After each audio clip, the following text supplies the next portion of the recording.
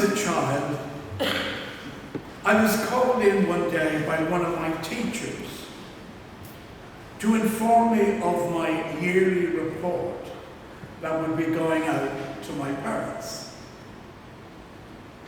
The teacher proceeded to read out my abysmal results in just about everything.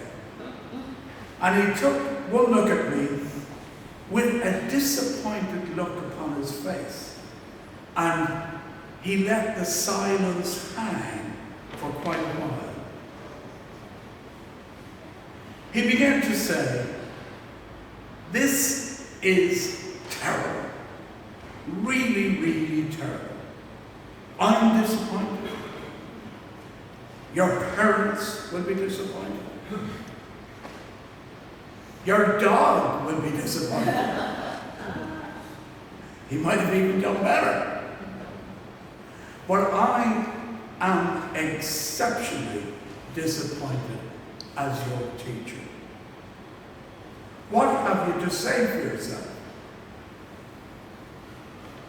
I thought for a moment, and I responded with the following: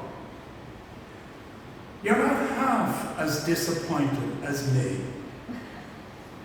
You had, as a teacher, incredible material to work with." And I presented him with material. "And you failed miserably.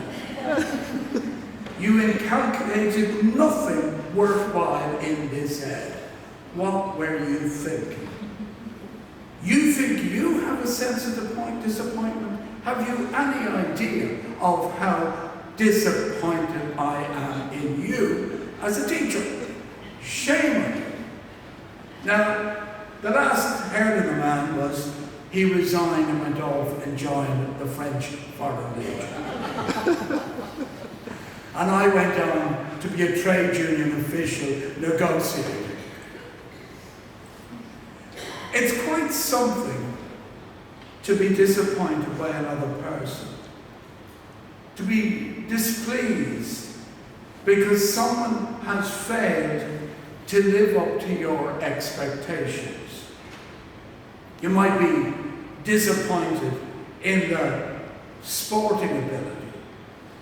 Isabella won't watch a rugby match with me because as soon as Ireland or Ulster allow one score against them, I go, that's it. What were they thinking? I'm so disappointed. Or you're disappointed if you're an employer at somebody's ability to carry out their task. Or disappointed because they don't reach your expectations, even though you don't reach your expectations, but that's not the issue. The issue is they don't reach your expectations. And how does it impact on a person to be told others are disappointed in them? As you know, there's a politician in Dublin, a leader of one of the parties, and she's never done calling for people to resign. She's disappointed everybody. She's called on the Israeli ambassador to go home, the Russian ambassador. We're running out of ambassadors to Dublin. She's called on so many to go home.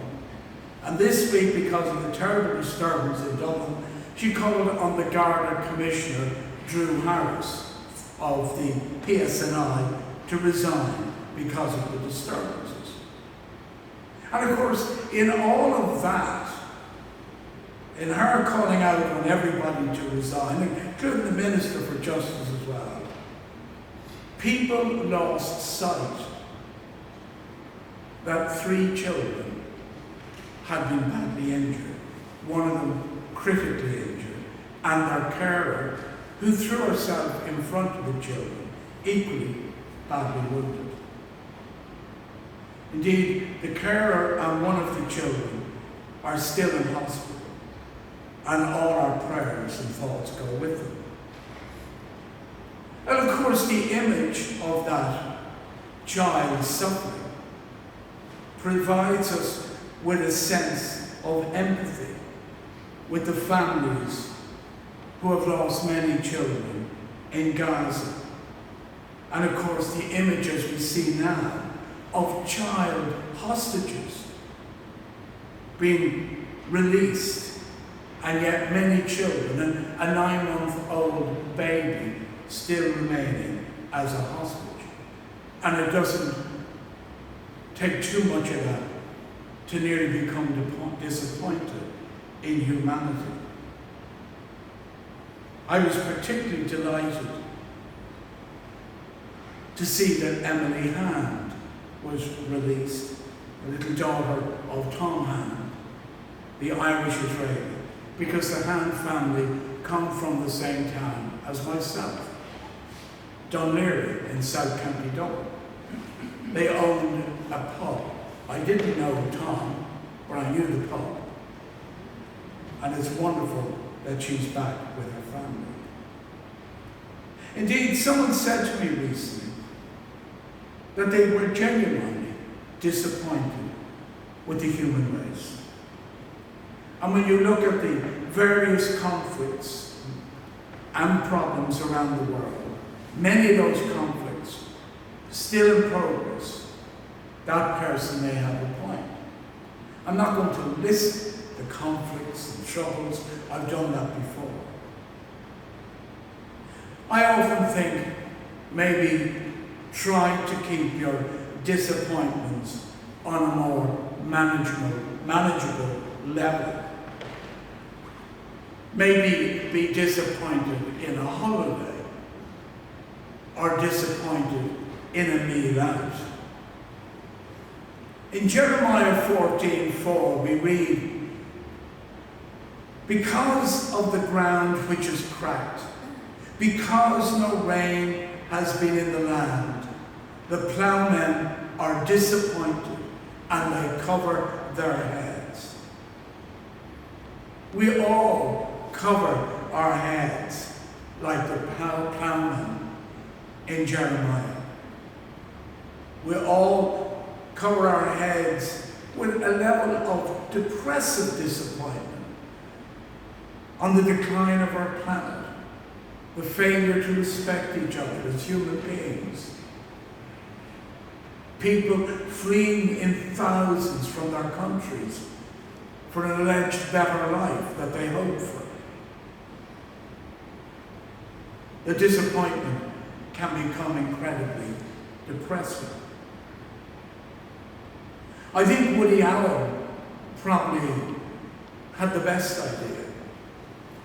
He said, "Always expect the worst, and then you'll never be disappointed." Disappointment, when experienced, believe it or not, in one's personal life, can lead to physical or emotional difficulties. It's a big word to say to somebody, and we have to be careful when we say it. It is a very big word to say to somebody. I am disappointed in you. Is it wise to even use that word to another human being? It's a very, very significant matter to be disappointed in another human being. And we should be careful how we use the word disappointed. I often wonder, is God disappointed in us? And I relate to you a story which might give an insight into some of God's thinking on that. A friend of mine who became extremely religious and a real Christian zealot down in Dublin.